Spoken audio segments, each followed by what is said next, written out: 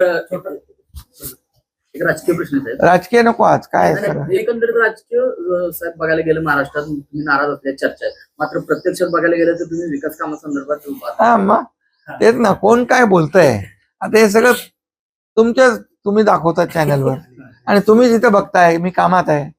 मी आता या नवीन महाबळेश्वर हा मोठा प्रोजेक्ट आहे, याच्या मागे मी लागलेलो आहे. मी गावी आलो की लोक म्हणतात नाराज झाला. मला तर या प्रकल्प पूर्ण करण्यासाठी अनेक वेळा गावाला यावं लागेल, या भागामध्ये फिरावं लागेल, बरोबर ना. अगदी पाटणपर्यंत जे जे स्पॉट याच्यामध्ये आहेत हे सगळे म्हणजे प्रतापगडापासून अगदी पाटणपर्यंत हा सगळा मोठा एरिया. आता 235 गावांनी त्याला 235 गावं याच्यात अंतर्भूत आहेत. 295 गावांनी आणखी मागणी केलेली आहे.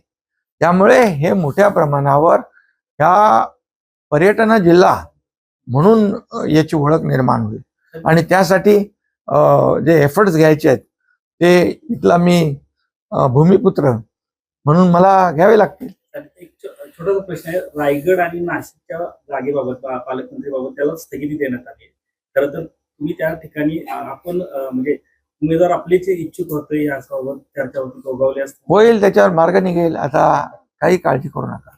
बघा तुम्हाला सगळ्या जेवढ्या चिंता आहेत त्याच्याविषयी तुमच्या चिंता प्रश्न आपाप सुटतायत की नाही.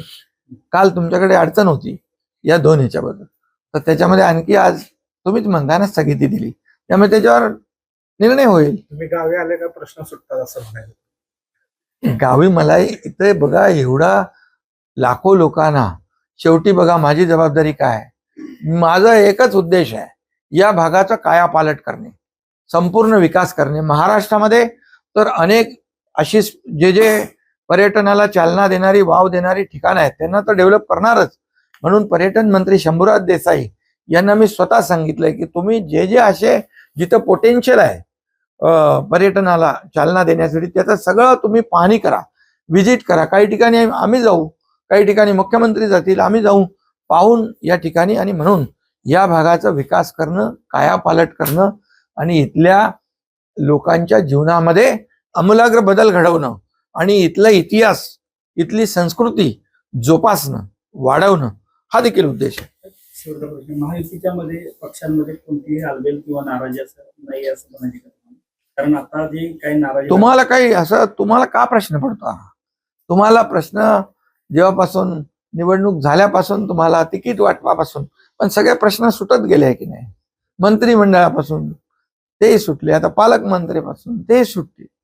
गोगावलेंची नाराजी त्यातनं स्पष्ट त्यांनी मुलाखतीमधून नाही. शेवटी काय अपेक्षा करणं वावगं काय?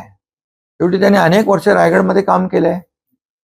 म्हणजे अपेक्षा ठेवणं, मागणी करणं त्याच्यामध्ये काही चुकीचं नाहीये. त्यामुळे महायुती जी आहे, मी आहे, आमचे मुख्यमंत्री आहेत आणि दुसरे आमचे उपमुख्यमंत्री, आम्ही बसून त्याच्यावर मार्ग काढू. एबीपी माझा, उघडा डोळे बघा नीट.